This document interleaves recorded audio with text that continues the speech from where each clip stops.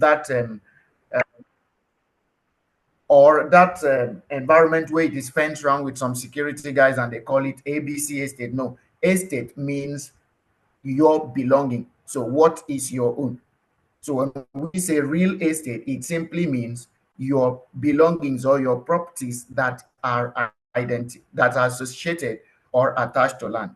So in simple terms, real estate is or are those properties or anything that is on land, land itself, or beneath the land. So in case someone is writing it over there, what is real estate? Real estate simply refers to land, what is built on land, and what is underneath the land. So anything permanently affixed to land is what real estate is all about. So now that you understand and you know what real estate is, what are some basics that you need to understand? So I take you through a little bit into the journey or the history of real estate. It all started when man in the Garden of Eden, for those that believe in creation. If you don't want to align your thoughts with me in terms of creation, then whatever you believe in, but permit me in the course of this training to trace real estate to when the universe was created, right? Land was created, waters, the seas, and what have you. So the origin of real estate begins with the need for man to have where to stay. All right. So man having where to stay, of course, you know, one of the three basic needs of man is shelter. And that shelter there is real estate. All right. The next need of man being food is still associated with real estate because you don't plant in the open space, you plant on land. So real estate emanated from the need for man to have where to live, where to plant, or where to farm, and all. Growing into Nigeria, permit me to bring your information that real estate is not a new thing. It has been all the years. But how was it done? People were in need of land, in need of properties, and so they got it from what we will call customary title holders. So a young man will grow up and he walks up to the father will apportion acres of land to him for him to build and to stay. So origin of real estate, of course, it was property sought after by people for different purposes. Now in Nigeria, which I want to concentrate on for this training, in Nigeria, there were different and diverse um, ethnic groups, tribes that existed before the coming together of Nigeria. These persons owned land or had access to land by customary means. It was barely by inheritance, by conquest. They will fight to conquer to properties. A child would get by inheritance and all of that. Now it is a business. Now it is something that everyone is interested in. What does note? It land for building, for farming. Even the building can be for residential purpose, for commercial, and all. When I'm talking about forms or types of real, I would mention all of that. What are the basics you need to know? I'll take you through the primary law that governs real estate in Nigeria. Now, first and foremost, it is the Constitution of the Federal Republic of Nigeria, Section 43 of the Constitution makes it a right, a fundamental right for every Nigerian to hold immovable properties. And the next thing I want to mention is where you should pay attention. Anywhere. So if I'm quoting Section 43 of the Constitution, it is the right, or it shall be the right of every Nigerian citizen to own immovable properties anywhere in Nigeria. Please take note of the word anywhere. When I'm explaining things in the course of this training, you will know why I'm placing emphasis on that anywhere. Now, because of the word anywhere, it simply means or it simply connotes that a northerner can buy even almost half of Lagos State. A Lagosian can travel to a whole local government if possible. Now, why I'm mentioning this is that we should disassociate our minds from what is I don't common know in the the use real that. face today. That please, if your mic is kindly help us, please. So if You are a northerner. If you want to buy lands in Lagos State, you now come into real estate as professionals, as partners, begin to sensitize, begin to educate, begin to make people understand that for the fact that you're a northerner, you can buy properties in Lagos and buy safely. I won't take much of my time to delve into that, but please note, any Nigerian has the right to buy anywhere in Nigeria. And to add to your knowledge too, Nigerian laws prohibit aliens from buying Nigerian properties, Nigerian lands. Aliens, by that I mean non-Nigerian citizens. All right. Although there are ways in which that is being done, that non-Nigerians can still buy land and properties in Nigeria.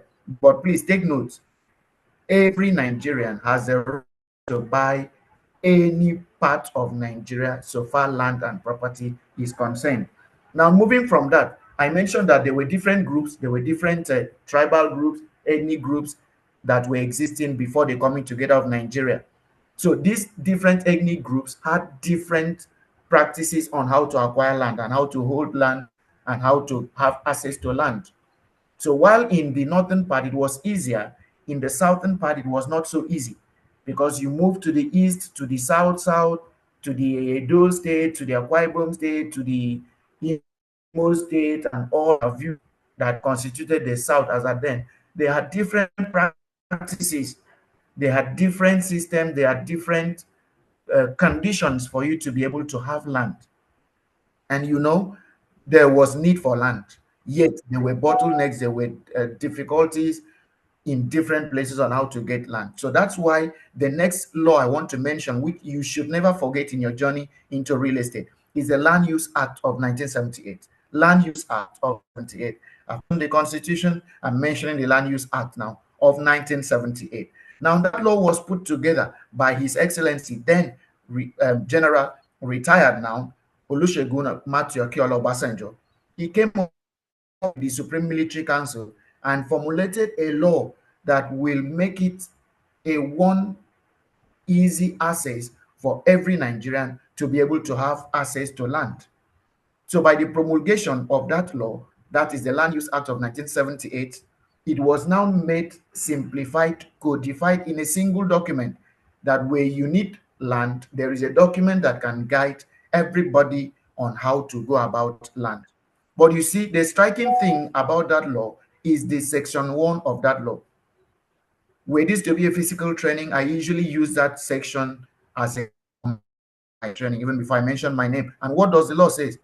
That subject to the provisions of this act, all lands that are in each territory are hereby vested in the governor of each state, who shall hold same and shall administer them for the benefit of all Nigerians.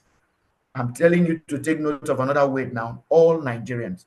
So Section 1 of the Land Use Act, which is the principal act that regulates real estate in Nigeria, is also mentioning that a governor of a state is holding the land in trust for every citizen of Nigeria, not indigents of that state.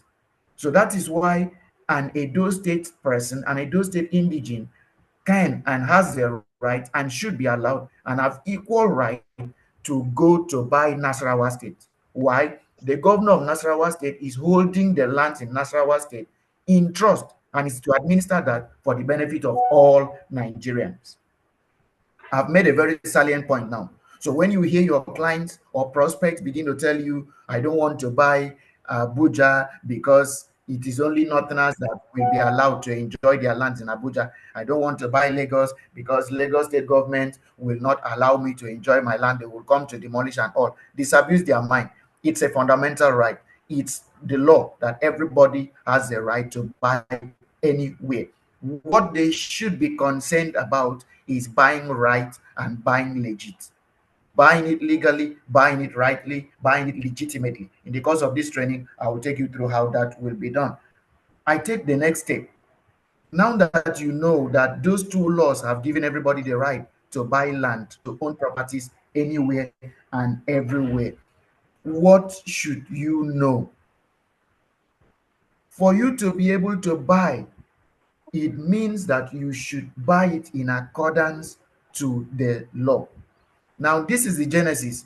All lands that were in the hands of families, that were holding them customarily, that were dividing them as they like and handling them as they like, the Land Use Act took all lands from the people and handed it over to the governor of a state to administer. By that, please take note, all lands are owned by the governor. All lands are held, let me use the word held, not owned, are held by the governor in trust for the entire Nigerians. That law makes it now mandatory. Of course, it suggests that for you to be able to have access to land, you must get it from the governor. How do you get it? In the course of the training, we will understand more. Now, because lands have been taken from families and handed over to the governor, that will take me into taking you through various land titles that we have. Ordinarily, I wouldn't jump into land titles, but so that you will understand better, I need to bring it up at this point. Now, the first land title you should understand is what we call excision. Excision. Now, excision is an English word coined by the word excise. What does it mean to excise? Excise means to cut part of a whole. So remember, I told you lands were owned by families, they were held by families, they were distributed and administered by families. But the government, by virtue of that Land Use Act, handing it over to the governor, make the governor to be the custodian of the land. But the government, of course, understand that people need this land for various purposes, beginning with farming, accommodation, and all. So the government now will cut part of this entire land. So if I'm working with a number now, let me say 500 hectares of land.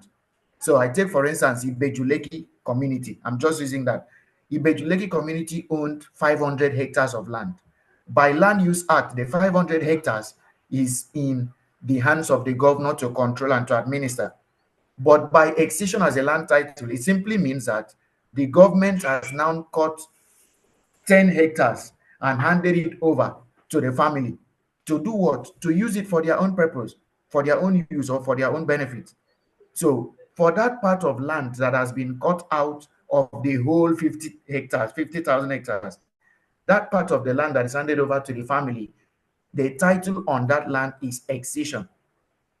Now I move you to the next land title, which is called Gazette. Now, what is Gazette? People call it Gazette, Gazette, whatever, but the spelling is Gazzete, ETE rather. What Gazette simply means is that that act of cutting that land, giving it to the family, is documented with the government and it is published in what we call Government Gazette.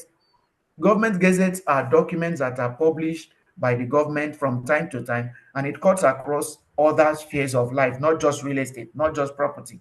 But when we say gazette as a title document on land, it means that land has moved from just being cut out to the family to being documented and published by the government.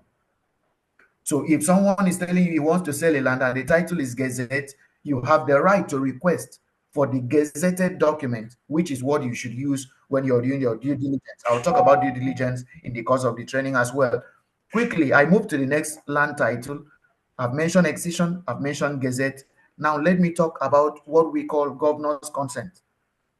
Governor's consent is this. I will explain this way so that you will understand. Remember, all lands have been handed over to the governor to administer in trust for the people. Now, when we say governor's consent as a title, it simply means that the family or any individual who has gone ahead to acquire a property should do so under the consent of the governor. That will take me into the Land Use Act. Section 22 of the Land Use Act makes it mandatory and compulsory that any transaction carried out on land must have the consent of the governor of that state first sought and obtained. What does that mean? Mr. A has land and Mr. B wants to buy that land from Mr. A. There should be a document that should be prepared between Mr. A and Mr. B. That document is a deed of assignment. That deed of assignment, having been prepared, will have to be taken to the governor for the governor's consent to be placed on it. Please take note. I will still tell you about deed of assignment, contract of sale when I'm talking about terminologies. I'm explaining land title and I'm explaining governor's consent. A lot of people, I'm sorry to say, if I have my professional colleagues on this call, sincere apologies, and I don't mean any disrespect. But a lot of people, including even professional colleagues, do not or have not realized the fact that governor's consent is not a document. I mean, it's an argument. Anybody can argue. But I'm in that school of thought that propose that governor's consent is not a document. And the reason is this: governor's consent is the governor's stamp, seal, and whatever that is placed on an already prepared document, which can be a deed of assignment, which can be a deed of mortgage. So the act of placing that governor's seal, stamp, signature, date, and all of that, from that day, that property changes its status to have its title as governor's consent. It is not a document. Rather, it is the governor's signature, stamp, and everything placed on a document. And the document here is deed of assignment or any deed whatsoever. So I've talked about governor's consent as a land title. Now, deed of assignment as a land title. Some people say it is a land title, but strictly speaking, it is not a land title because it is only evidencing the the transfer of ownership from A to B. So what is a deed of assignment? A deed of assignment is that instrument of transfer that is used to transfer ownership or interest in land from an assignor to an assignee. I run quickly to mention another title that is called C of O. C of O, Certificate of Occupancy. Please take note, if you hear C of O in properties, it simply means Certificate of Occupancy. What does it mean? A certificate of occupancy is a certificate given to a holder of land title by the governor of a state or the FCT, um, the minister of FCT, as the case may be. But when we say C of O, it is a certificate. Now, please take note, there are two ways you can have title over land. It can be what we call statutory right of occupancy or what we call customary right of occupancy. If it is statutory right of occupancy, it means you got that land from the governor, that is his consent. These are lands that are in the state. When the lands are in the states, of course, lands in the states, I didn't mention, are divided into two. You have the urban and you have the rural. The urban, of course, the developed areas or major cities, as you may call it. The rural, of course, the communities. Those lands in the rural areas are under the administration of the local government chairman and local government administration, while the ones in the urban are under the administration of the governor. So where you get land from the rural areas, from the local government, that is called the customary right of occupancy. But when you get it from the urban areas, which is from the governor's hand directly, it is now called statutory right of occupancy. Whether statutory right of occupancy or customary right of occupancy, you are to be issued what is called a C of O. Governor's consent, I said section 22 of the Land Use Act. C of O, section 9 of the Land Use Act makes it mandatory that when the government has given you a right to occupy a property, they should give you a C of O. A quick one about C of O. C of O is only valid for 99 years. It can only be issued once and not twice over the same property. When a C of O is issued to Mr. A, I don't know, is anybody hearing? Someone is asking if Mr. Toyib, am I still audible enough? Very, very audible. All right. Thank you very much, sir. I proceed. Now, when when a C of O is issued to Mr. A over a property, no C of O will be issued again over that same property. Please, digital partners, pay attention and understand this particular point very well. It will save you a lot of embarrassment. It will save you a lot of stress. It will make you to be on top of your game. It will distinguish you from every other agents out there or realtors out there. What I want to explain now. Please take note. I use 500 square meters as my working dimension.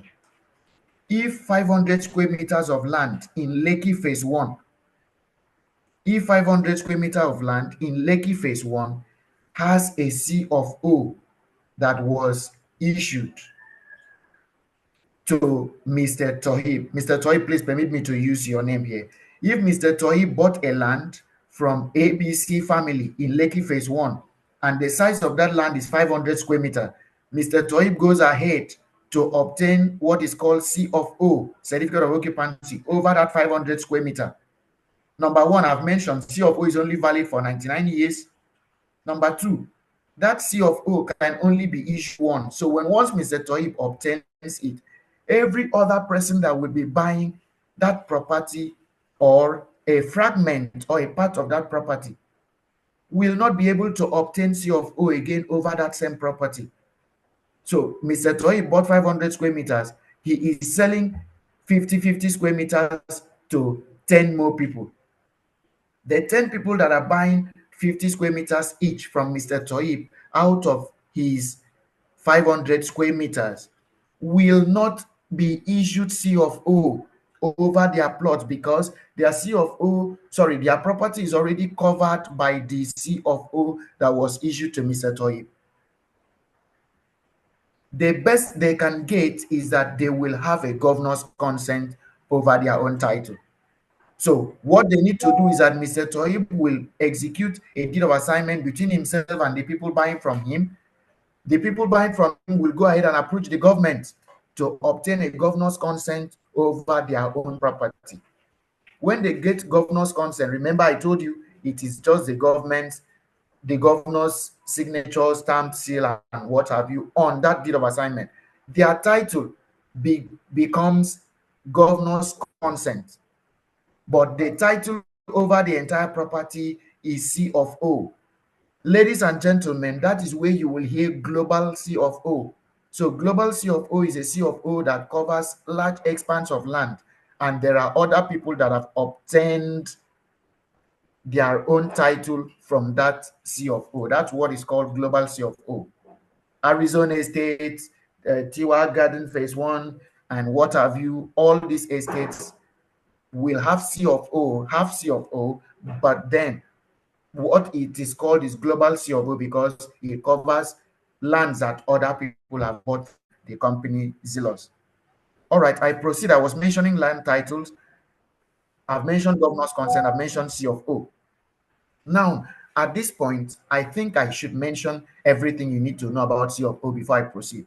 Please, if you're jotting, jot this down. Number one, I've told you C of O is valid for 99 years.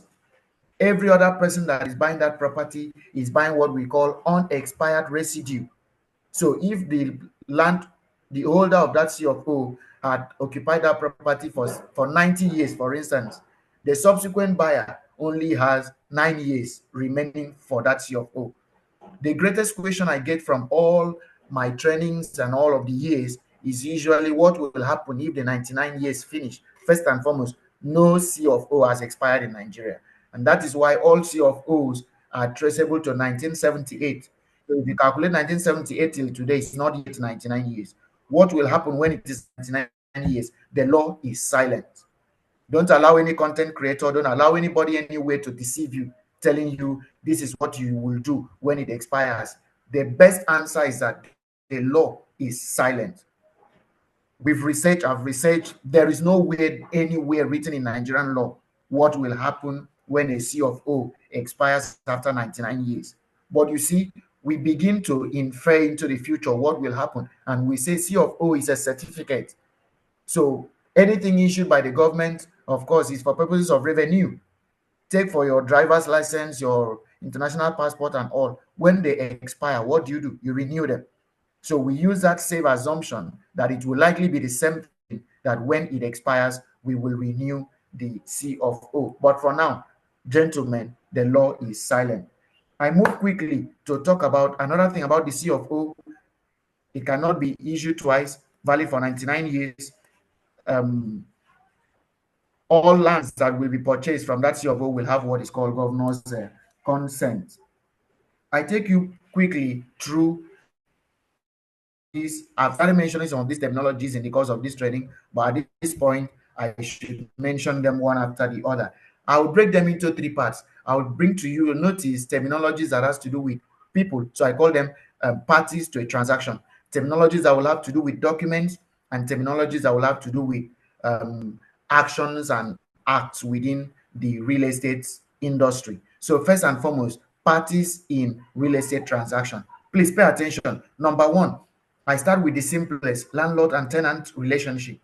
Now take it, the property is known. It can be a land, it can be a building. The person that owns that property at the stage of tenancy, the owner of the property is the landlord. The person that is coming to make use of that property is called a tenant. The money that is to be paid is called rent. In real estate, monies paid in exchange for property is called consideration. And consideration can be cash, it can be anything, professional services and what have you. So in tenancy, the owner of the property is the landlord, the person renting the property is the tenant, the money that is paid is rent. The document that should be prepared between those two persons is called a tenancy agreement. I move from that. When it is more than 3 years, it is no more tenancy. It changes to what is called a lease. What is a lease? A lease is you holding an equitable interest in a property for more than 3 years. So if you're occupying that place for more than 3 years, mostly you find this in commercial real estate, where a company, for instance, will rent an apartment and will want to stay there for 5 years, 10 years. That is not tenancy, but rather that is a lease. Now, the owner of the property is called the lessor, while the person that is making use of the property, instead of being called a tenant, is called the lessee. The document to be prepared is a deed of sublease or a deed of lease. All right, who is to prepare that document? It is the lessee's lawyer. All right, sorry, it is the lessor's lawyer. That is the owner of the property's lawyer that should prepare the document. Why? His interest is more important, because if anything happens, then someone can come in the name of a tenant and end up taking over the ownership of the house. So the tenant lawyer is not the one to prepare, but the landlord's lawyer or the lessor's lawyer is the one to prepare. I move from tenants, I move from lease, and I move over to contract of sale. Now, at this point, please take note, this is the space where you're playing in. Contract of sale. Gentlemen, take note. When it is a contract of sale, the owner of the property is called a vendor. The person that is buying the property is called a purchaser.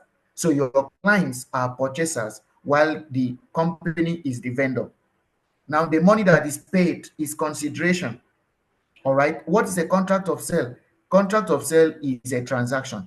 But what is the document prepared? A contract of sale agreement.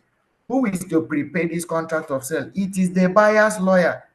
The buyer's lawyer, in this case now, the purchaser's lawyer. That is the status, that is the position of the law. But this is different in practice.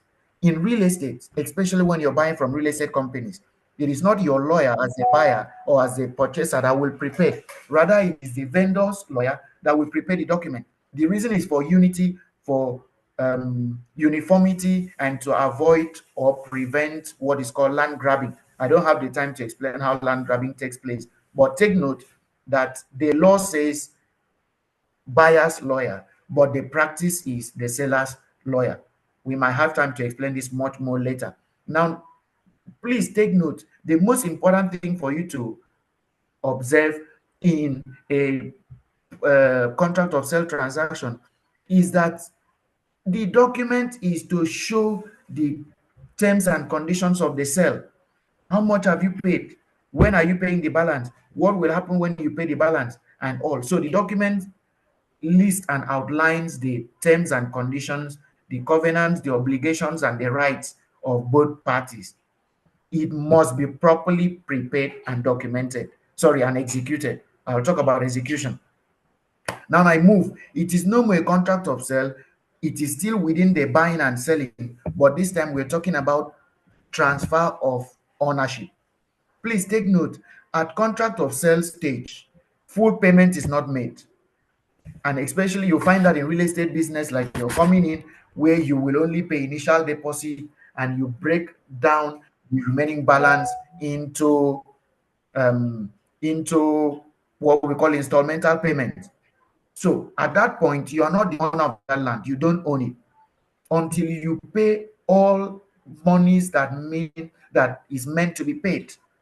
Please, partners, ladies and gentlemen, this alone too can distinguish you from other realtors in the market. A lot of realtors, and I'm very serious about this, on a daily basis, I'm faced with this and I resolve these issues in the office and even outside office.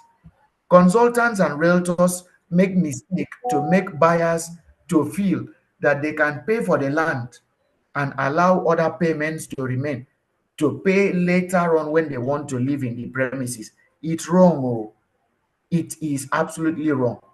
Now, I give you a trade secret here and industry dynamics as I have in my objective.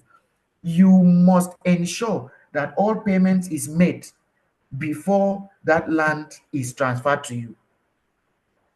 Where you don't complete payment, even if you stay for 20 years and you come back to take ownership of that land, you will only have what we call equitable interest. And in real estate business, real estate companies will terminate that transaction and you will miss out. The best that can happen is your money being refunded. Guys, refunding 20 million naira after 20 years, you know the value has depreciated. So what is the take home in the course of this training today at this point? Ensure that when you sell, you follow up on your client to pay the complete money. If the contract says 20 million, pay 20 million. At the completion of the payment, you have fulfilled your condition, you fulfilled the consideration. A document should be prepared, and that document is deed of assignment. Gentlemen, contract of sale is called COS. Deed of assignment is called DOA. What is a deed of assignment? It is the instrument of transfer. It is a final document that transfers title from A to B. At the stage of deed of assignment, it is no more vendor and purchaser. The vendor, which is the seller, which is the owner, becomes an assigner, while the buyer in contract of sale, he was a purchaser, but here now he becomes the assignee. So contract of sale, it is purchaser, vendor, purchaser. Deed of assignment, it is assigner, assignee. What must you watch out for? Watch out in a deed of assignment to ensure that full title has been transferred to you. I move quickly from these terminologies that we're talking about to parties. I've mentioned parties rather, sorry. I'm moving to documents now. I've talked about tenancy agreement. I've talked about deed of assignment. I've talked about contract of sale. I've talked about deed of lease and sublease. Survey. What is a survey document? A survey document is a graphical representation on a paper showing the boundaries of the lands, the coordinates, the survey date, the survey plan number, and the surveyor's details. What is the most important thing is that survey plan number. When you have the survey plan number, it is imputed in the deed of assignment. At the point of you closing a deal in Zillow or anywhere, the details of the survey may not be imputed in the deed of assignment if it is not ready. When it is ready, please impute it. But the striking thing you need to note about deed of assignment is that it is not dated at the point of preparation. For a contract of sale, it must be dated at the point of preparation. But deed of assignment is not dated. And the reason is because when you want to go to perfect your title, the government has made the law that it has timeline. We used to call it 30, 30, 10, 30, 60, 30 rather. 30, 60, 30. 30 days from the date that you prepare the document, you should have gone to obtain what is called consent. 60 days after, you must obtain what is called stamping, and then registration after 30 days. Each of these things have timelines. If you don't do them within those timelines, the government will calculate penalty fees for you. So you pay penalty fees in arrears. So imagine that Mr. Tohib bought a property in 2020 and he has not gone to the governor to obtain consent as the law requires. And he now wants to go to do what we call perfection of title after 20 years. Oh, they're going to calculate default charges for him. So because of that, we as lawyers, we don't date a deed of assignment when we prepay it. So a lot of consultants make the mistake. They will bring back the document to the office. Pastor Sunday, my deed of assignment was not signed. Sorry, was not dated. My client is asking that he cannot sign until it is dated. That is the reason we don't date deed of assignment. It is to prevent your client from paying excess monies in arrears in default, because we don't know when he will proceed to do his title perfection. Now, when we say listing, listing is a list. I'm moving over now to documents in real estate. Listing is a list of properties that are available for sale, for rentals, or for lease. Inspection is a act of visiting a property, seeing a property for you to know the defects on those properties. All right. Now, still on terminologies, a realtor, a consultant, an agent, the three of them fall under the same category. And these are people that are in the middle. They act as middlemen, professionals that act as middlemen to link buyers to sellers or sellers to buyers, as the case may be. So anybody that is in the middle playing a connection or a connectivity role between owners of real estate and users of real estate is referred to as agents or consultants or brokers, as the case may be. But in Lagos State, in Nigeria, what you'll be familiar with is what is called realtors. So we prefer you address yourself as realtor. Please don't make the mistake to introduce yourself as an agent. You will lose business, especially in Lagos State and Abuja and other major cities, because that nomenclature agent has been bastardized as a result of their actions and activities. So please, guys, choose your game. Don't introduce yourself as agent. Rather, you are a real estate consultant, you are a real estate or you're a realtor and not an agent. Okay, a quick one. At this juncture, I want to bring to your notice what makes you stand out in real estate business as a consultant or as a realtor. First and foremost is what is called due diligence. Due diligence is usually divided into three, but I don't have the time to do the breakdown now. But it simply means verification of that property that you want to sell. Don't jump into selling anything where you've not verified that property. Don't sell. I don't have the time to explain more, but I usually tell realtors one wrong property you sell, you will cough out the commissions you've earned from multiple transactions. Because when a client buys a problematic property, you yourself, the consultant who led that client to that place, you're in trouble as well. So due diligence, paying attention, doing verification of title, going to site to see the property, who is the owner of this property, what is the title on the property, verifying those titles and all. We usually advise that due diligence be done by professionals. But you know, you are a professional, you're a consultant. It is not everything that a lawyer will be paid to do. There are some you can do by yourself that you can identify some genuine and some fake properties out there. If I have the time, which I should, I will make you understand how to identify those fake properties in the system.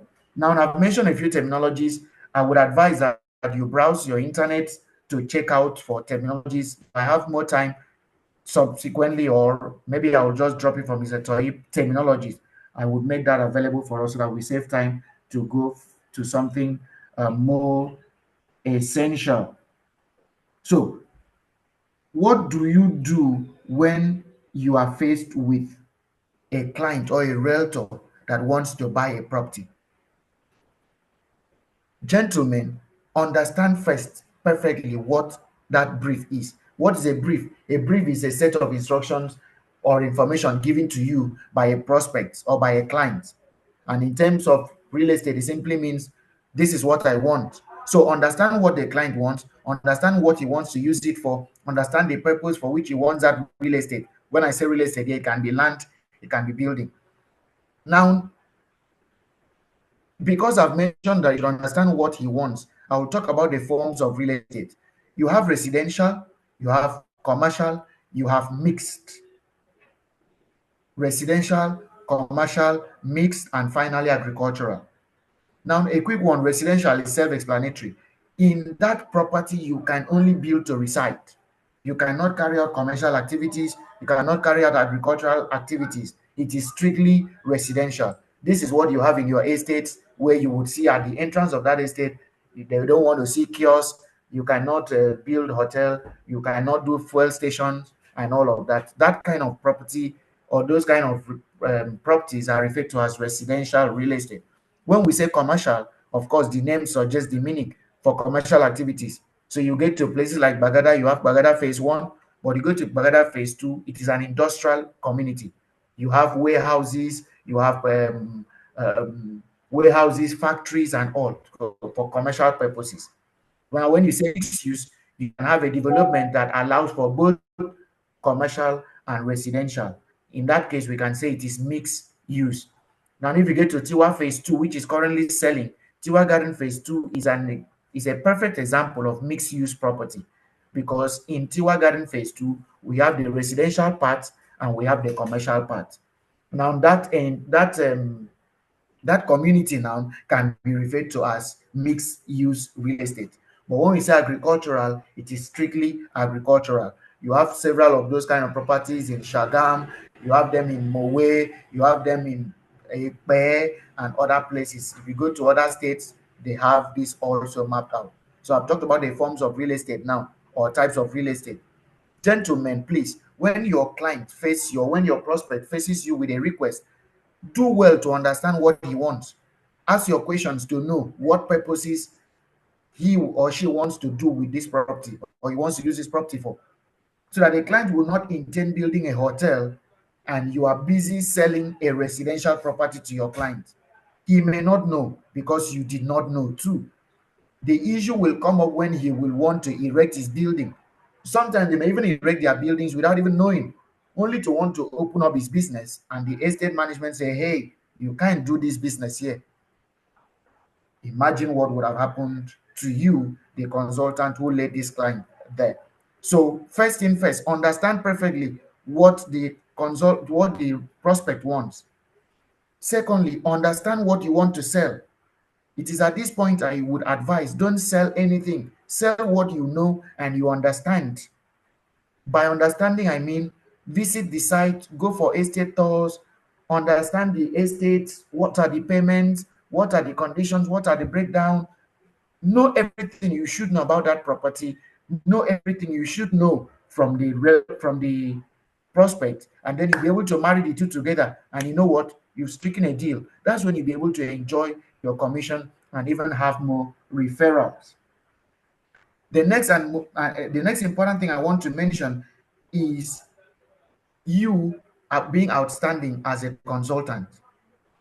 Where your client has made initial deposit for a property, you will do well to follow up on your client to complete his payments in line with the payment plan.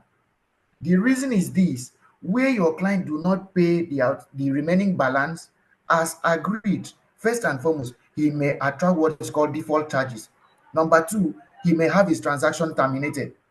In the world of real estate, termination does not come just like that. It comes with penalty. So he loses some part of his money.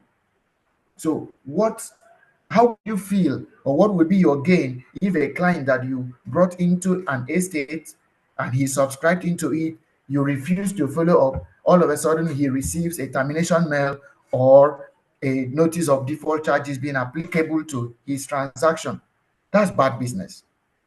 But if you had followed up and he completed his payment, I usually tell consultants and trainees when I train that one good deal is a room for multiple deals.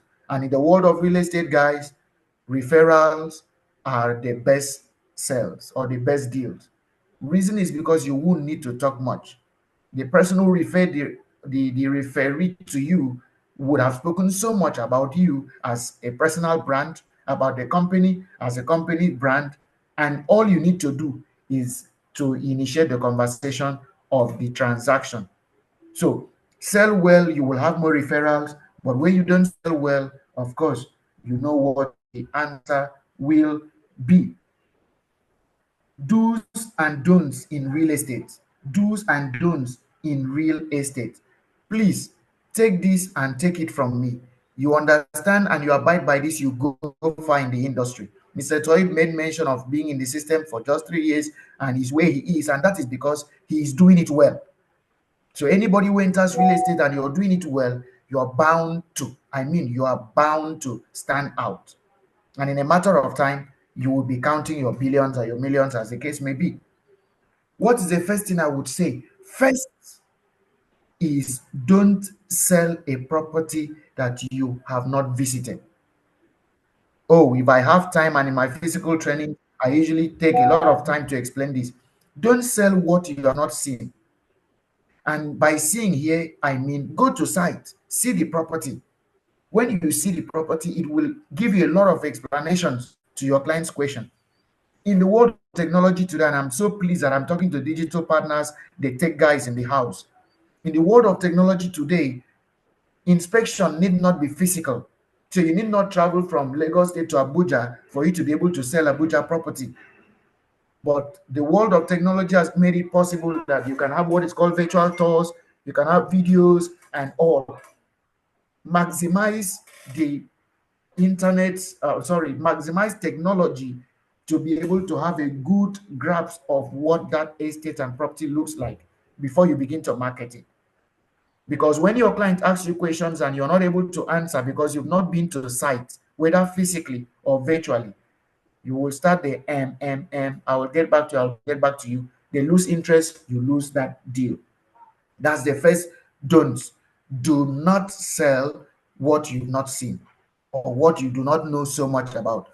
Number two, please, gentlemen, do not collect monies from clients on behalf of the company. I don't have time to explain why you shouldn't do this, but the little I will say is when there is payment made from A to B and B acknowledges, it automatically establishes a relationship between A and B. But where money was paid from A to B, C is not privy to that transaction of that money being paid. So I usually advise consultant as much as you can, let clients' payments be made to the company, not to you. Money laundering activities, you will also escape this if you abide by this rule. At all costs, endeavor that client payment is made to the company directly. It will save a whole lot of stress. I don't have the time to explain more than that. Number three, when payments are made, the don't that I will tell you is do not receive receipts or instruct that receipts be issued in your name. So if Mr. Adams is your client, let the receipt read Mr. Adams. Don't do what some realtors do out there and end themselves in trouble by saying, oh, I'm the one representing the client. So the name on the receipt is his name. He's the one paying the money. He's collecting documents in his name. And when my client, you are already going into a lot of shit. What should you do? I've mentioned the do's: go to site, visit the site, do this. The don'ts: don't receive payment on behalf of your client, don't receive payment on behalf of the company, don't sell what you've not seen. The next don't that I will mention is do not collude with partners or agents or whatever to skyrocket a company's price of that property. Let me explain what I mean here. If Zillow, for instance, said that property is 50 million, do not market 100 million to your client, except where there is a level of understanding between you and the company that, oh, this is the rate I'm mentioning to my client. The issue that usually comes out from this is information is flying. Imagine what will happen where your client stumbles on information of the estate selling for 50 million and you told him it's 100 million. Number two, don't forget you're just a realtor. Someday, somehow, this client will come in contact with other subscribers of the estate. You don't know who is talking to who and all. I'm not saying you should not do it, but should you want to be a realtor, a consultant that will stand out, these are some of the things that will save your face from a whole lot of shit that will spoil your name or that will spoil your reputation. Best practices for navigating the industry and avoiding common pitfalls. Do not collude with family members to defraud clients, especially the diasporans. I tell realtors, be careful when you're marketing for diasporans. For if they buy right and they buy from you, you stand a chance to earn more deals.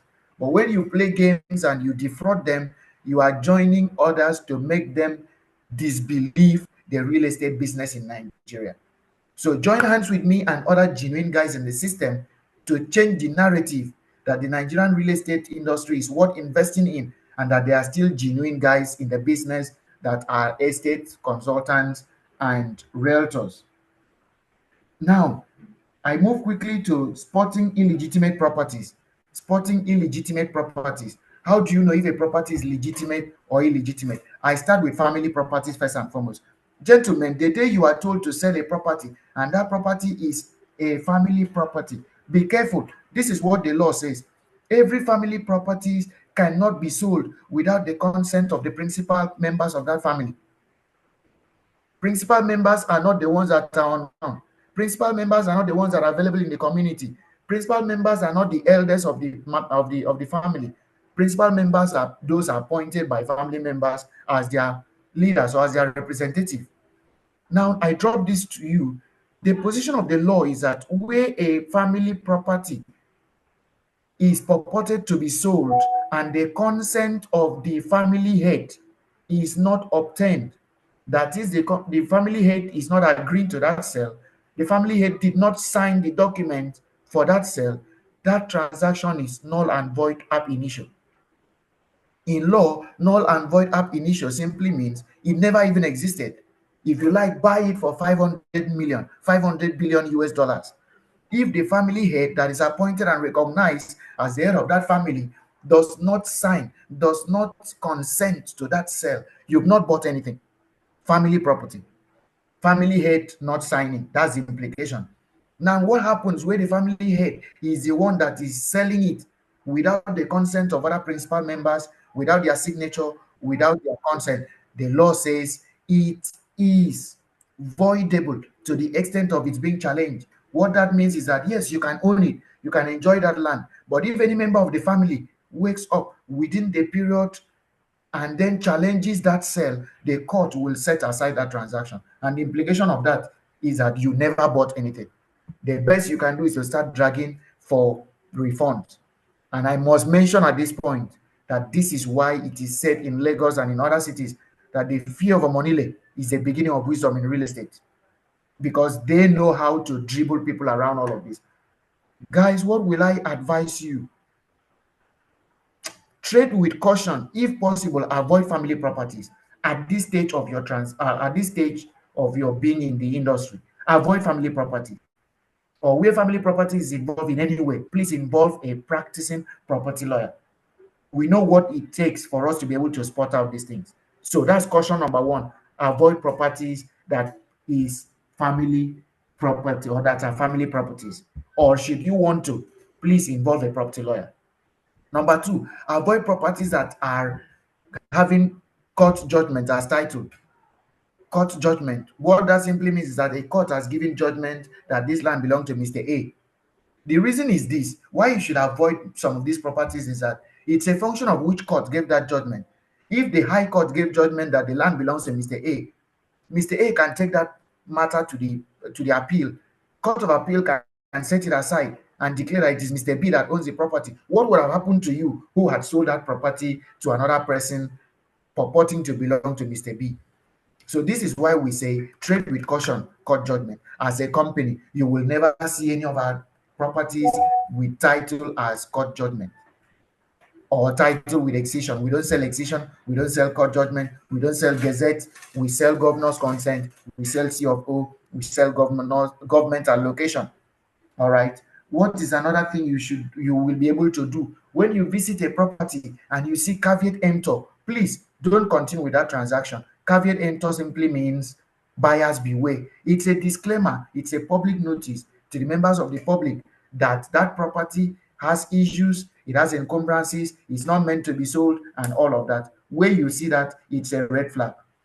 You go to a property and you see seal on it, or it's been sealed up and all of that. These are some of the things that you can, at least with your eyes as a layperson, not being a lawyer, be able to see and know that these properties are illegitimate. All right.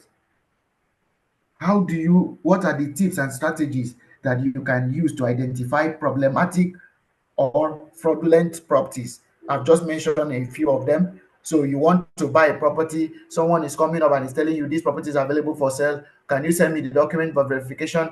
Oh, sorry, the person that has the document is not in town. I will get back to you. Oh, don't worry, pay your money. When once he travels back, I'll provide the document. When you begin to see delays in responses, it's a red flag that you should be cautious. That's why I tell consultants, know your business. so that when someone asks you question, you will not keep him waiting. To you, you are trying to find out the correct answer from somewhere. But people that attend this kind of trainings and people that we train and mentor, we tell them that when once you have excessive delays from provision of salient documents, it's a red flag. It's a red flag. All right. So now, how do you present yourself confidently and build trust with prospects? You will be able to present yourself confidently and build trust with prospects by abiding by the do's and avoiding the don'ts.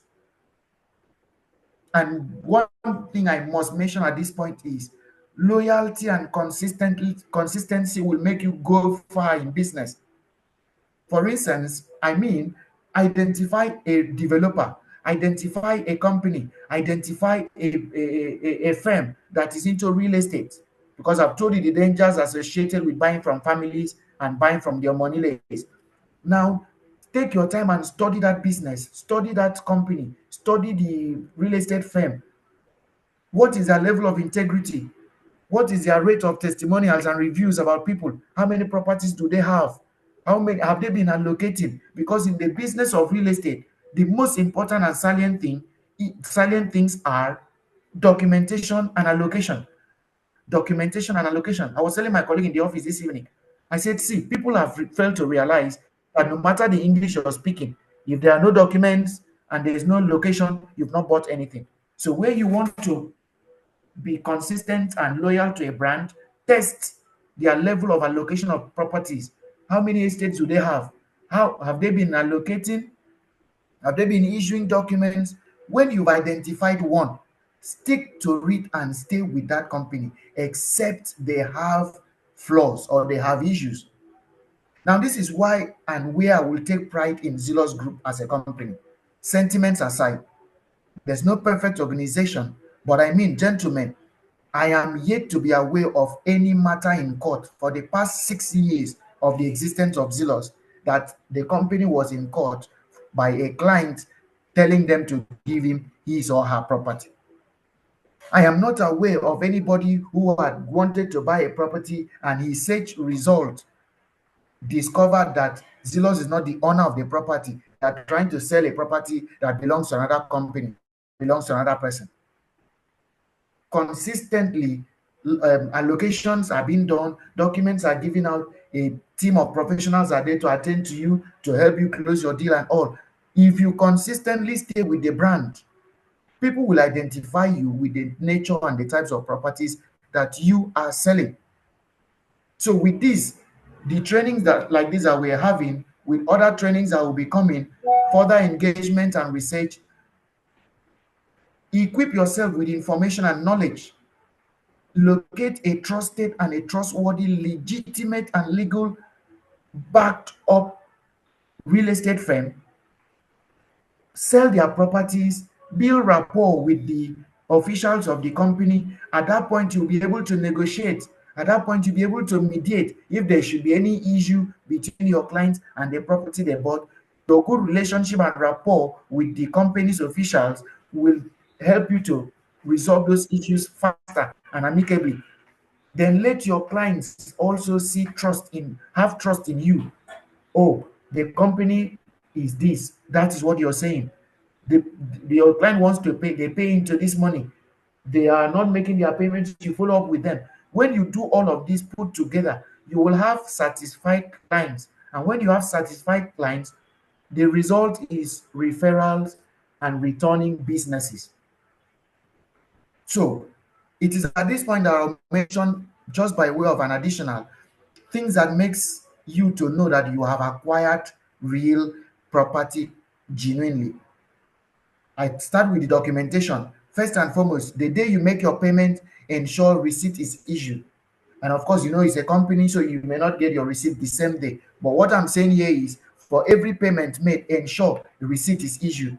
5 things that make a receipt a genuine receipt. Other than that, it's a piece of paper. Number 1, the receipt must be dated. The date can be the date of issuance, the date can be the date of payment. It must be dated. It must have the information of the seller. In this case, it is the vendor, the company in this case. So the details must be there. The details of the payer, which is the purchaser now, must be on that receipt. What you paid for must be on that receipt. I said five, I've mentioned four now. What you paid for must be on the receipt. So it must not be a blank document that 5 million has been received from Mr. Daniel. It must state that 500 million has been received from Mr. Daniel for the purchase of three-bedroom semi-detached duplex in Lekki. And the last thing is that it must be signed by the person issuing that receipt. Five things that makes receipt a receipt. I've mentioned that. Now I continue. When you've made your payment, obtain your receipt. The next thing is get your contract of sale. If you're making part payment, if you're making full payment, get your deed of assignment. If you got a contract of sale, when you complete your payment, ensure that the deed of assignment is issued to you. Ensure that a survey is issued to you. Survey is of two types: registered survey, provisional survey. Now ensure that you have obtained all these documents correctly signed. If it is a company, it must be signed by two directors of that company. If it is a family, it must be signed by all principal members of that family. If it is by an individual, it must be signed by that individual.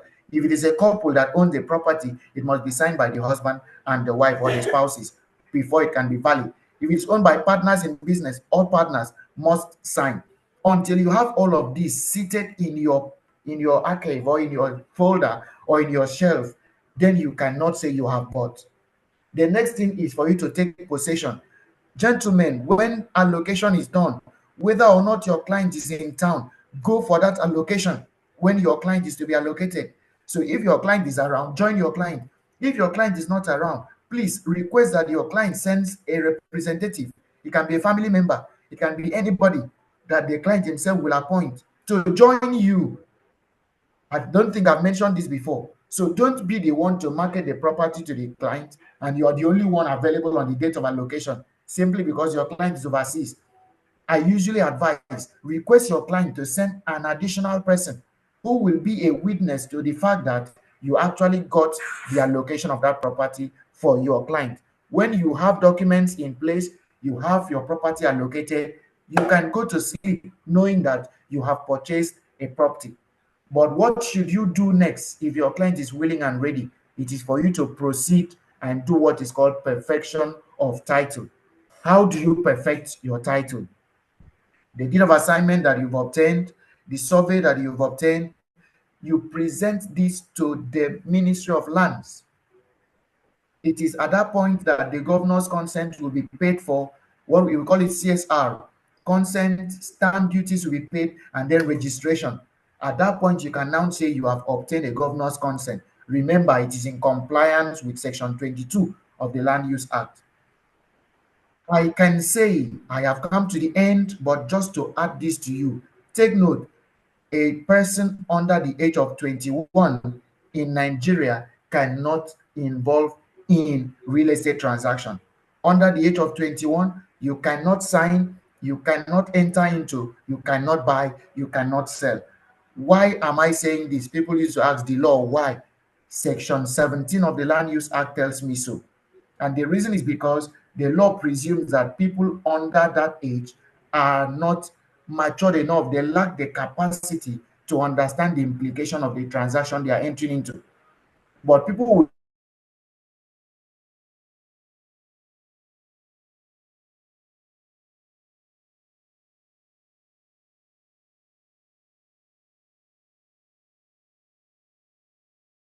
all right. How do we do this and how do we achieve this? It is what a 21-year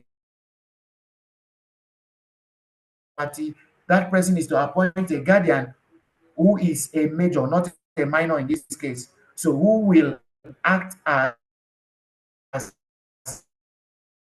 a trustee. So in that case, what we lawyers do is either we prepare that document in the guardian's name or me and the young person's name. So both of them together will act as purchasers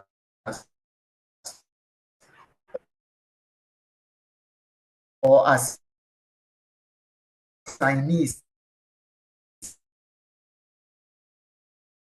as the case may be. What will now happen is when the person becomes of because comes of age or is up to 21, you can now do either a bit of assignment or you do a deed of gift to transfer that property to that young person who was not up to the age of 21. So that's what I wanted to add to you for aliens, non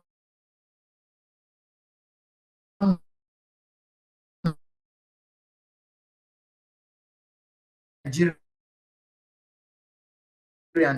that are interested in buying.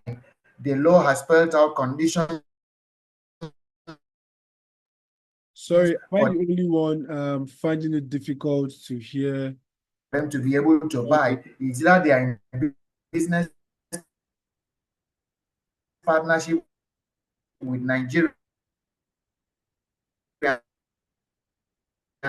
then they can buy in the business name, or they are married to Nigerians. Of course, if they are married, they have citizens of it that do not know. That's why sometimes you see some foreigners getting married, especially the men getting married to Nigerian women.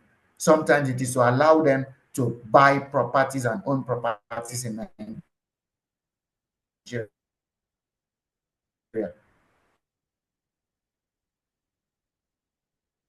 I think we're facing network issues. I,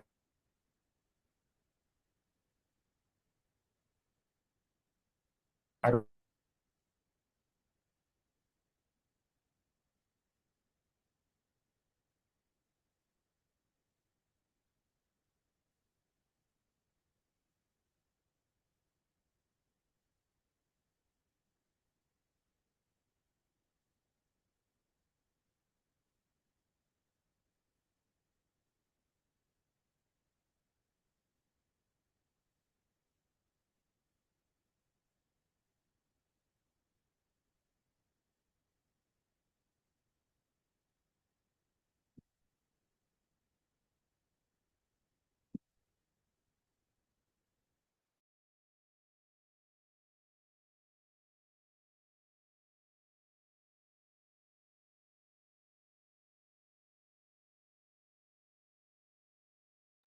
Okay, so I've reached out to Barrister Sunday. He's trying to join the meeting again. So let's hold on. He's going to join us shortly.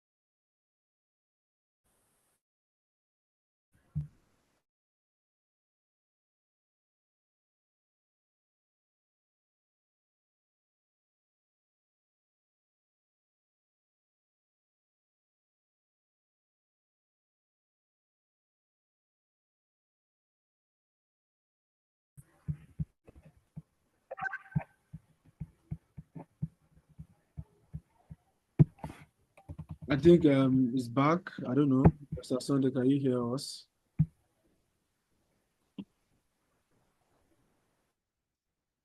I cannot hear you, but can everyone hear me?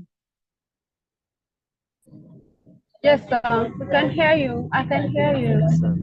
All right, We you can can hear talk you, to sir. Thank them. you, sir. Yes, I can hear you, Mr. Polan. Oh, okay. Mr. Falarin is not here. Okay, he's here, but I'm here. I'm here. he's here. But... Mr. Toyib, can you hear Yeah. me now? Yes. Wow, I sincerely apologize. I don't know. At what point was I not hit? It was breaking. So okay, I think we have. Does anyone put in the chat section where you stopped hearing him? Please, I would like to know The where we. 21-year-old part. Okay, someone said 21-year-old part. Okay. So I would want to find out from everybody if they all head up See to that that part 21-year-old. exactly. That's what I asked them to put in the chat section. Okay, so I should take it from the 21-year-old part, right? Yes, I guess that's the only feedback we have. Okay. So I was saying that by the provision of Section 17 of the Land Use Act, Nigerian land law or Nigerian property law prohibits a person who is not up to 21 years from entering into a land transaction or a transaction that involves transfer of ownership of land. Now, the reason is this: the law presumes that people under that age are not matured enough or do not have the capacity to understand the implication of that transaction. And so, to protect their interest, the law says they should not enter into that transaction. If I'm to explain further, what that seems to do is to protect these people. So imagine now, maybe a father left acres of land for his children. He died, the mother died, and the only person involved here is that 16-year-old child. And someone is coming to buy that property. Do you think that that 16-year-old child is matured enough to be able to negotiate, to understand the best price to sell, to understand the implication of what he is signing? So the law seeks to protect these people. The same thing too, if they are the ones to buy, they will not understand, or they will not be able to partake as they should have partaken should they be up to 21 years. Yes, Jumaya Ruth, I think I'm seeing you type in minor. So in that case, the law refers to them as minors. Okay, but why I'm always not using the word minor is because the Constitution recognizes people below the age of 18 as minors. So while Constitution says 18, below 18 you are a minor, the Land Use Act is saying 21. So if you use minor now, note that it is not the 18 years as contemplated in the Constitution, but here it is 21 years. Now, I was saying that in practice, because parents would want to buy properties for their children, or people under the age of 21 sometimes are matured enough, they have the wealth, they have the capacity, have the financial capacity to enter into this transaction. You can't stop them, or you won't say they should not. Rather, the same law makes provision. So we call it a proviso. That same section 20, section 17, there's a proviso that makes it that if they want to, then they should be a guardian who should be an adult that should enter into that transaction on behalf of that child. And so, what should that guardian do? The guardian is to be the one to negotiate, to sign the documents, and to do everything on behalf of that child. In that case, the guardian is seen as a trustee. So, he is only holding that property in trust for that young person. Once the young person comes of age, the law requires that the trustee transfers title of that land to that young person. Where I talked about practice as a person that I do is that I go ahead to ensure that the name of the young person is also copied or stated in the document, so that you have what we call joint purchasers. So let's say Master Daniel Peter is 17 years old. The mother or the guardian is Mrs. Joan Daniel. What I would do is to make Master Peter Daniel and Mrs. Joan Peter to be the purchasers or the assignees in this case. Now, in that case, what we say is that the two of them have what is called equitable interest in that property. So the guardian there cannot sell that property without the consent of this young person when he has come of age. So that's what happens when a person younger than 21 is to be involved in a land transaction. There must be a letter of appointment of a guardian. So, for instance, in Zillow now, I'm sure you'll be faced with this because some of your clients will want to buy property for their children. So, in that case, what you should do is the company will request from you that you provide what is called a letter of appointment of guardian. When you provide that document, we'll be able to process the transaction for you. Then I also equally mentioned that when the child comes of age or the young person is of age, you can now execute a document called a deed of gift or a deed of assignment, as the case may be. Deed of gift, you're transferring it to that young person, or deed of assignment. So that's that about 21 years old and the property law in Nigeria, as the case may be. So since you said you didn't hear me, it was at that point that I mentioned that I think I've exhausted my time and will not want to proceed except I'm asked to, so that I'll be able to take questions if there's still time and if there are questions at all. So I appreciate you once again, Mr. Toib, for the audience and for putting this up together. Thank you so much, everyone. Sincere apologies for the breaking that you weren't able to hear from me within that period of time. I sincerely apologize. Thank you very much. Thank you very much, Mr. Sunday.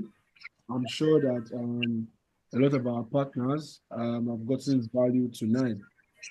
So do we have any question, or do we have, should we take 5 more minutes, or do we have questions? Do you have questions for Barrister Sunday?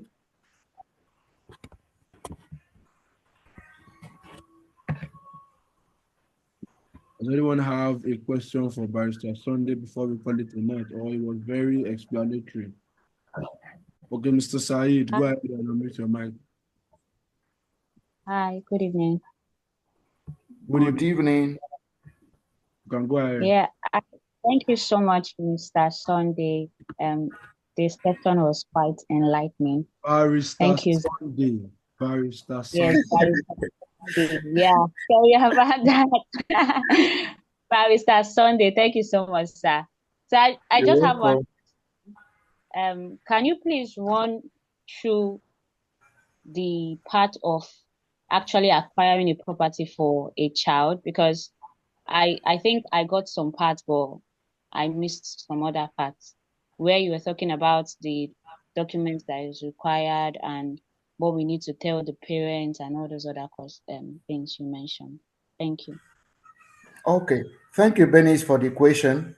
And I hope I pronounce your name well. Benis, right? Yes, Benis. All right. Thank you, Benis, for the question and your kind words as well. When once your clients or when once anybody mentions that this property is for a person under the age of 21, the next thing that is to be done is that when a deed of assignment is to be prepared, that deed of assignment cannot be prepared in the name of that young person alone. So maybe I take it from the Genesis. Number one, a person under the age of 21 by law is not allowed or is not permitted to enter into a land transaction. Ben, is you understand up to that point? That's what the law says. All right. Now, the law goes ahead to mention that where a young person now wants to enter into the transaction, an adult should be appointed as a guardian to partake in that transaction. By appointment now, an elderly person has to be involved we assume to do the negotiation, to do the pricing, and all of that. But the one that will interest you more is because most times these clients, it is the parents that will be coming to you as a realtor or as a consultant to tell you, I'm buying it in my child's name, or I'm buying it for my children. At that point, let the client know that, okay, man, very good, it will go, it will fly, it will be processed. However, in compliance with land law and directives from the company, that you have to execute a letter called letter of appointment of guardian. A letter of appointment of a guardian. It's a simple letter stating that, oh, Mr. AB, this is sometimes we usually say stated there, oh, I am the mother of this child. This birth certificate is attached to it. The said transaction is purchased for the child, but in compliance with the law. You don't need to put all this English. I'm hereby acting as a guardian in this transaction. Well, once you state that, we would see your name, we know your name, we would know your child's date of birth, sorry, not date of birth, certificate of birth to evidence the name. When we as lawyers prepare, and the way it should be done is that your name as a mother or the father or whoever, the guardian, and the child's name will be jointly put together in that document. Benis, I don't know whether you understand me. Yes, I've gotten it. Thank you so much. Yes, so that is an example of what we call joint purchasers. So sometimes joint purchasers, you can have spouses as joint purchasers. You can have mothers and children or fathers and children, as the case may be. But once you have more than one person in a land transaction, they are called joint purchasers. I think I'll appreciate Ben is very well, because this question has made me to remember something, that where spouses wants to buy, your client wants to buy, and he wants to buy in his name and his wife's name.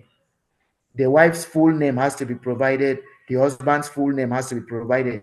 So there's nothing in law or property law like Mr. and Mrs. ABC. No, it is Mr. Daniel, Peter, Daniel, and Mrs. Jemima, Peter, Daniel. Two of them like that. The names will be stated like that on the document. And the reason is to protect both interests. That property cannot be sold without the two of them signing on the properties document. Without that, the man cannot sell alone, the woman cannot sell alone. So for the ladies in the house, I've given you information. For the young men in the house, I've also given you information. When you want to buy for yourself or you're advising your clients, advise them accordingly. However, please don't dabble into family affairs. I have saved a lot of realtors from this shame. Please let me repeat this. Don't venture into family affairs.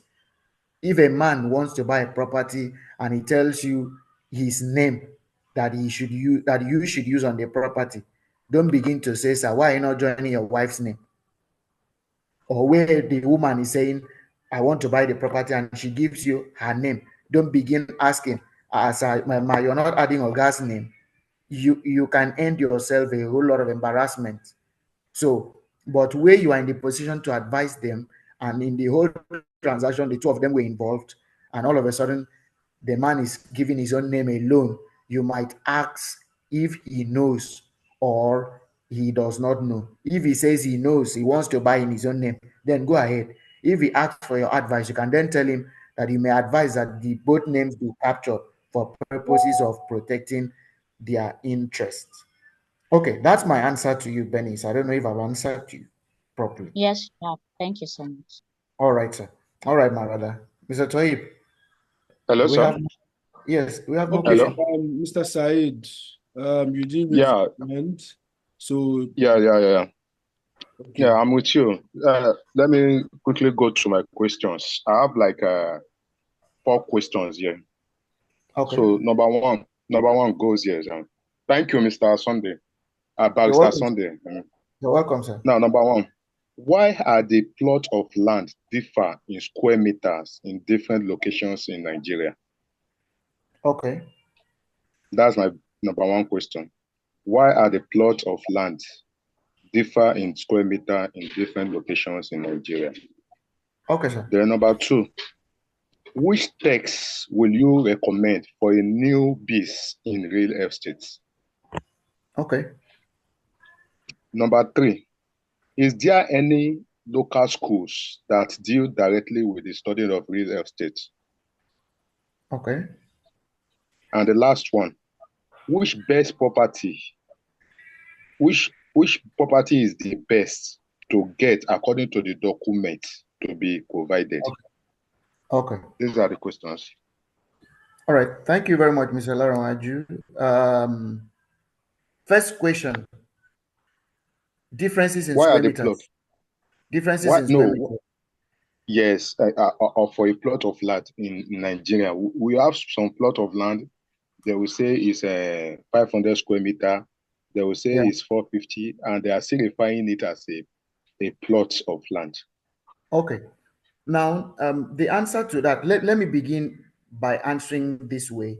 By way of information for everybody, since I didn't mention that in the course of the training, a plot of land can either be 600 square meter or 500 square meter or 450 square meter, depending on. So I'll come back to Mr. last question. Now, number 2 is that when you hear acre, ACRE, acre is 6 plots of land makes 1 acre. But when you hear hectare, it is 15 plots of land that makes 1 hectare. Now, when you hear 500 square meter, a lot of people don't know the dimension, and some of you, your clients will be asking you, when you hear 500 square meter, if it's a perfect 500 square meter, you should be talking about 100 by 60. Sorry, 100 by 50 rather. If it's 600 square meter, you're talking about either 120 by 60 by 50 or 100 by 60. Now, coming back to Mr. Ola's question, there is no reason for that. Just that each state governor has the prerogative, has the ultimate power. Are you hearing me, Ms. Ola? Ms. Ola, are you with me? Okay. So I'm with you. I'm with you, sir. I'm with you, sir. All right. All right. So each state governor has I want to use the word, overall powers to administer the lands and properties in his state. And for each state, there's something called Land Allocation Committee. Now, this Land Allocation Committee, by appointment, right, sits over the administration of this land. They are the ones advising the governor. Now, there is also something that is called town planning laws. So town planning laws are also laws that are made by each state. That is when a state will be divided into this part is for agriculture, this part is for railway, this part is for this, which is what we check when we are doing verification or due diligence. All right. So each state are the ones that have made these things the way they are. What do I mean? Lagos State, for instance, now, by their own Lagos State land law, a full plot of land in Lagos State is 500 square meter. You go to some states, I'm aware some other Western states, think Ogun State and Osun State, if I'm not wrong, their full plot is 600 square meter. You go to the east, some states, their full plot is 500 square meter. In fact, there's a state that I think their full plot is 450. I don't want to state what I'm not sure of. But these differences is a function of state laws on their land or the mappings or the town planning laws of each state. And it's not really something you should bother yourself about. All you need to know is to find out in that state what is the dimension of their full plot. For Lagos State, I've mentioned is 500 square meter. Although even in this same Lagos State, you will discover that some properties are sold in 600 square meters, in 300 square meters. There's no law regulating how many square meters you can sell. But just by way of practice, some states have statutorily that, their full plot is 500, their full plot is 600. That's my response. So there's no known reason. The only rationale behind it is state laws, fiscal planning committees, town planning committees of each state have made these things the way they are. Okay. Now, your second question on which text one can read for you to be knowledgeable in real estate, I will not be able to use this platform to market or promote someone's text. But I'm aware and I know that I'm working on one, and I'm also aware that some persons have published some. But while searching your market to buy, when you're buying publications in real estate, please, it should be someone that has what I call the legal flavor in his writings. Property is not English, property is law. Property is not English, it is law. And so it is best that a text is written either by a lawyer or in partnership with a lawyer, or the reviews and all of that. But it should be someone that understands the land laws. So I won't use this platform to market or to recommend a particular text. If you ask me about sales, if you ask me about other things, probably would mention some, but I won't use the platform to mention a text on land law that you should read. But there are several land law textbooks, there are several property law textbooks. Just that you would almost be doing what a lawyer should be doing, and that is studying property law. You should, as a matter of fact. But of course, bear in mind how cumbersome that can be. Yeah. The next question, which are there academies or are there schools that one can attend? Yes, Zelos as a company is running what we call Zelos Real Estate Academy, which on a monthly basis, consultants and partners like yourself are being trained. Aside from that, there are usually engagements from time to time. I'm also aware that there is something called School of Real Estate. I will still, because this is someone's platform, I won't be able to use it to start marketing or recommending a particular institute for you to go to. But maybe if it was a university, I would say University A or University B. But I'm aware that there are some groups like this that organize this training from time to time. So where you need more training, where you need more consultancy, where you need more information on what we've done, I won't also use this to market myself, but I've engaged in such a training where I charge, and that's what Mr. Toib was saying. Maybe some of you are not aware. We charge well for this thing that we are doing. I just told Mr. Toib, I think yesterday in the office, and he would confirm this, that I've done 100,000 naira for just 2 hours. This training we just did now, 2 hours, I charged someone 100,000, and that's like 2 years ago. So it's expensive. I'm not saying that to scare you, but where you have need for more of these trainings or you want a one-on-one session, liaise with Mr. Toib and he will be able to guide you through. Then the last question is, which property should you sell? I like that question so much. Please don't sell the properties I told you. Excision, be careful. You can sell, but be careful. Don't sell gazettes. If you are selling, be careful, because these things can be revoked at any time. Best properties to sell as it stands today: governor's consent, governor's allocation, C of O, court judgment if it is a Supreme Court judgment, governor's consent, C of O, government allocation, court judgment if it is Supreme Court judgment. Okay. Mr. Ola, those are the ones I have mentioned, except you still want me to pick a particular one.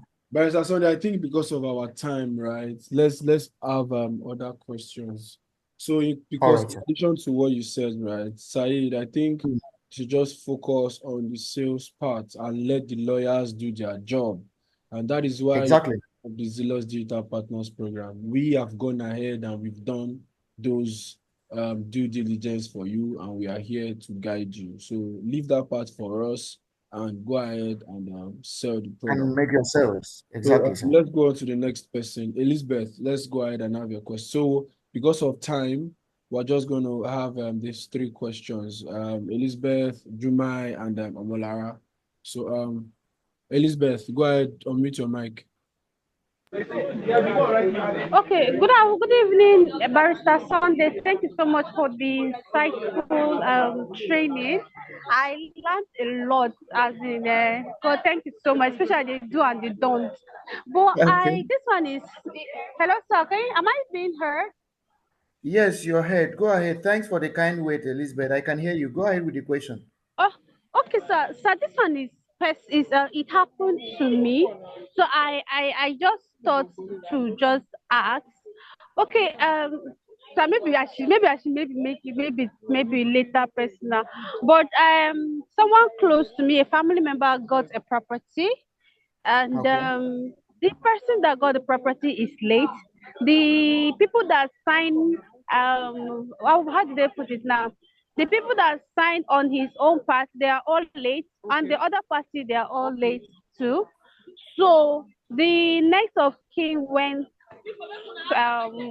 to like get the stuff, but now they were now saying that in the document it's one person's name that is on it, but another woman now came that they bought the land together, and then the man's wife was like it's her husband's property, and then it did not carry the other woman's name.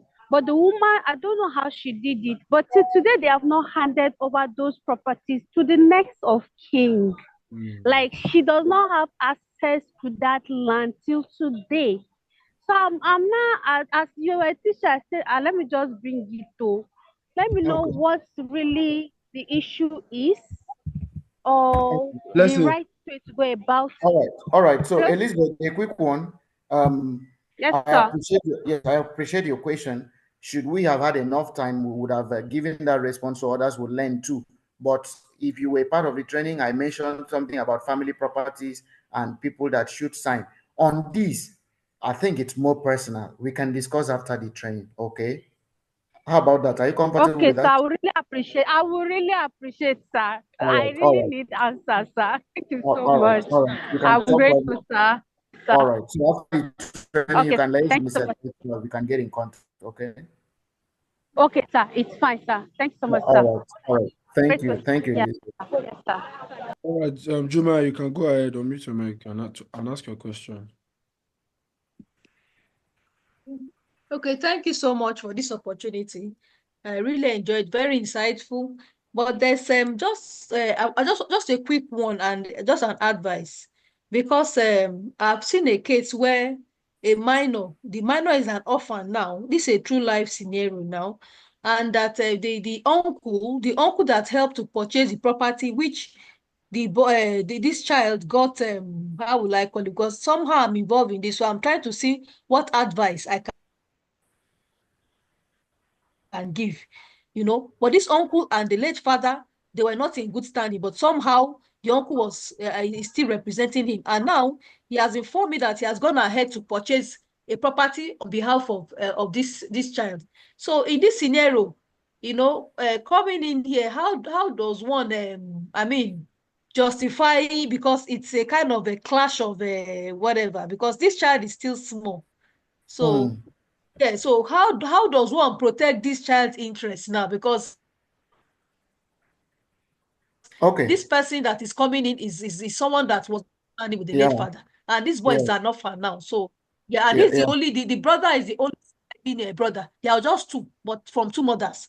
So the Okay. late boy's father is the first child, the first son. So the younger brother is now claiming to be the father now and all of that. And this child is growing under my watch. I'm watching everything. So how do I come in? Because from the beginning, because when this person acquired, he informed me, Juma, I've gotten the property for this child. I was not like, well, so let's see. So what proceedings? How does one go about this kind of thing? And in case I too, as a consultant, probably am faced with this kind of thing, and somebody wants to come and purchase, on behalf of an orphan. So how does one handle such people?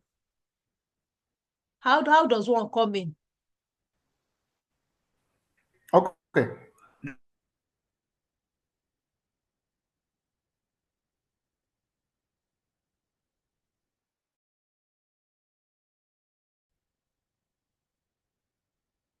Jum- Okay, I think Barrister Sunday's network is having. So I think, Juma, the same thing will apply to you. We would find a way Okay, to sir. link you up with Juma, Barrister. thank you very much. I appreciate you for the question. Can you hear me, Juma? Yeah, Yes, sir. I already told her that we are going. It's going to be a personal Mr. conversation. Toib, can you hear me? Yes, I it's a can. private question, seminar Yeah. question. So we discuss after the training, okay? Okay, sir. All Okay, sir. right. But All right. aside that, everything I really very very insightful. All the terminologies here and all the instruments, everything is well taken. I really appreciate. Thank you so Thank much. you so much. Thank you so much for the kind words, Jumai. Okay, next question. Last question, Amalara, go ahead. Unmute your mic. Okay, good evening, Barrister. Good evening, Mr. Toy. Good evening, everybody. Good Thank you evening, for the Malara. beautiful class. I have just two questions. So the first one is that when creating contract of sales, especially when it has to do with building, whose interest is best protected? Is it the interest of the buyer or the interest of the seller? Then my second question, I don't know if you want to answer that before I ask the second question. Please go ahead with the second question. So my second question is that you mentioned that all payments must be made before a land title is transferred. Now, Yes. my question is, does this same thing apply to building, especially when you're not dealing with a real estate company? Does the same thing apply to building? Does all payments, say for example, at the point of signing the contract of sales, an initial deposit was made, the balance is supposed to be paid before? Is it supposed to be paid before the deed is released, or is it supposed to be paid after the deed is released? Because for land, especially when you're dealing with a real estate company like Zelos, you know that you are going to make all the payment before they can transfer ownership. But when you're dealing with individual property owners, the transfer of title, especially when I want to make initial deposit at the point of paying, at the point of signing contract of sales, is the buyer supposed to wait for the balance of the building before he hands over the documents for the deed of, or gives them the go ahead to process the deed of assignment, or he can wait for all that to be done before his balance will be paid? I don't know if All you right. got my Thank you. questions. Thank you. Yes, I got your question perfectly. So, Omolara, when a contract of sale is prepaid, it is the interest of the buyer that is to be protected and not the seller. The reason is because the seller, who is the owner of this property, is the owner and will remain the owner until the ownership is transferred. So where you own a property, nobody's challenging your ownership until you have done a perfect transfer of that ownership. So if anything happened at the contract stage, don't forget, at the contract stage, full payment has not been made. So if anything happens at that stage, who loses out? The property is still there and it still remains the property of the owner of the property. But someone who has paid his money, who had made some decisions because he wanted to buy the property, is the one that is disadvantaged. So the contract of sale is to protect the interest of the buyer. That is why in law, the contract of sale is meant to be prepared by the buyer's lawyer. I use the word in law. That's the position of the law. However, that is not in practice because you are buying from a company, you're buying from a real estate firm. So for uniformity, right, the company does not allow or does not permit or does not practice you as a buyer asking your lawyer to prepare the contract of sale. Because if we allow it, that means 20,000 lawyers will prepare 20,000 different documents that will be varying from each other. But for uniformity purposes, one lawyer from the company prepares this contract of sale. But because your interest is to be protected, it is now allowed for the document to be reviewed by your own lawyer. For instance, in the office today, I was working with two lawyers who were asking that we review the contract of sale for their clients. We would work hand in hand together. Oh, check this one, look at this one, change this one, let's change this one, until we arrive at a document that is agreed by both parties. So the answer is it is the interest of the buyer. If you're not buying from a company, please take note. If you're not buying from a company, you should hire your lawyer to prepare your document. But if you're buying from a company, it is the company's lawyer that will prepare, but ensure that your lawyer reviews that document. The place of review of contract of sale and land documents cannot be overemphasized, and it can only be best done by lawyers. That's why Mr. Toyib said, let the lawyers do their work, you salesperson do your work. When once it involves documentation, involve a lawyer. But the good thing is in Zillow, you don't really need to do that because, of course, all of these things had been done. When I'm doing my closing remarks, I'll tell you why you should sell for Zillow and for Zillow alone, if I should say that. Now, the second question, when you do initial deposit or part payment, be it land or building, ownership is not transferred until all payment is made.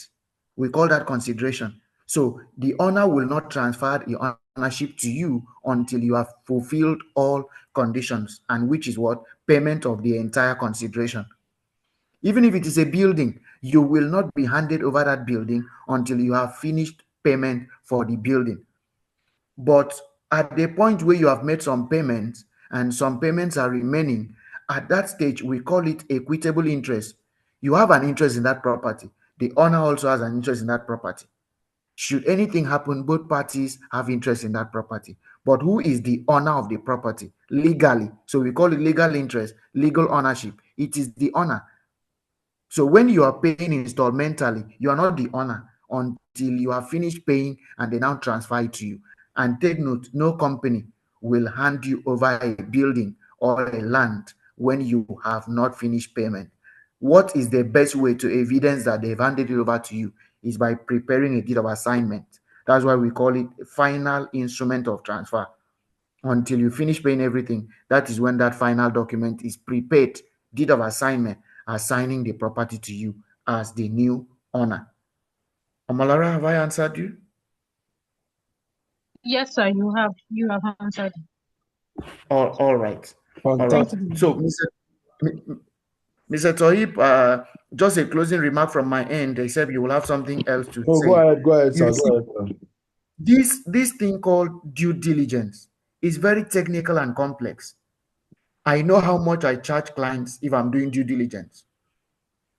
But the beautiful thing about you selling for Zillow is that these properties are legit and these properties have been verified and all. We have a robust legal team in Zillow that before a property is acquired, it can take us 3 months to 6 months before we close one property acquisition process. And why do we do that? It might interest you for me to mention that we've had to travel different states in doing due diligence for a property that we as a company wanted buying. You know why we do this? Because we're a company that wants to stay in business. We're diversifying into several things: microfinance bank, insurance, capital investment, and everything. We are not a brand that wants to fizzle out of business tomorrow. And so because of this, we have taken time, resources, and money to do due diligence on these properties before we buy. So at the point of we beginning to sell, we are selling with our full chest. So you save yourself that stress. Trust in Zillow as a brand and go ahead and market the products. But where your client wants to investigate this title, please don't discourage him from doing that. When you discourage him, you will be at the standpoint of bias. So at that point, you may turn it to be a red flag. Why is this guy telling me not to involve my lawyer? Why is this guy telling me not to go to lands to check? Please don't discourage them. In fact, when they say they want to ask from the company, obtain the documents, give it to them, let them go. You know why? Sit down, relax, and fan yourself. They will come back with that positive information. And what is that positive information? It is a good buy. Let's go ahead. Gentlemen, I'm not sweet talking you. I'm not trying to patronize you or make you patronize the company. But I'm telling you where I've been for the past 4 years. The company itself has been in existence for more than 6 years now. Gentlemen, we sell genuine properties. It's been tested and proven. The feedbacks, the reviews, the testimonials are everywhere. Now, I just bring this in the next 1 minute to make you settle more with what I've just told you. A professional colleague, a lawyer, has been very troubling. This transaction will come up from this place. You will tell the client he shouldn't buy. This one will come up. You will tell the client he shouldn't buy. Coincidentally, one of our realtors marketed our property to the client. The client involved the same lawyer. They told me ahead of time that the guy is not always agreeing. Oh, he will always find fault. To God's glory and to boost your morals in this business you're coming into, I can show you the screenshot. We are okay with the title. Everything is perfect. Let's have the offer letter. That's what I got. I allowed him for the past 3 weeks. He's been working on checking title, verifying, doing verification and all, only to come up today and say, we are okay with the title. Everything is perfect. Let's proceed with the offer letter. In the next couple of days, I'm expecting that money to drop all the way from Australia. And how much are we talking about here? So the point I'm making is be rest assured, trust the brand and rely on the brand. Do your marketing, exploit technology, use all mediums that you can, sell and go to sleep. You are selling legit property. So going forward, let's see those sales coming in. Let's see those deals coming in. It has anything to do with the legal aspect. You need a lawyer to answer those questions.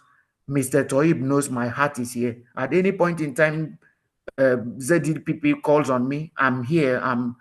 I'm declaring my loyalty now to the group and to the team to assist you in answering those questions. If it means going for those meetings, if it means doing those virtual meetings because they want to talk to a lawyer, because they want to involve a lawyer, we'll give you all the necessary support. And Mr. Toib, I trust his capacity. You push, let those deals come. We close them and then everybody will smile back because we know what will happen to your bank accounts after now. Mr. Toib, thank you very much. Thank you very Thank you much, so much. Sunday. Personally, I'll tell you that I had to, there is always room for learning. Some things that you said, inspired me again. Thank you very much for always and for this session. I'm sure the You're partners welcome. had a great time because they stayed till the very end. So, guys, everyone, thank you very much for joining today's session. I'm sure you had fun as much as I did. So, go onto your groups and tell me how you feel about the session. I want to take a screenshot and send it to Barrister Sunday so that you will see Oh, that I'll be glad to have that. we are excited. So everyone go to your group, drop a feedback about the session, how much you enjoyed the session. Go to take a screenshot. And of course, you know how we operate. There's always gifts for everyone. So definitely I'll reach out to everyone. So thank you very much, everyone. Enjoy the rest of your night, everyone. Good night, guys.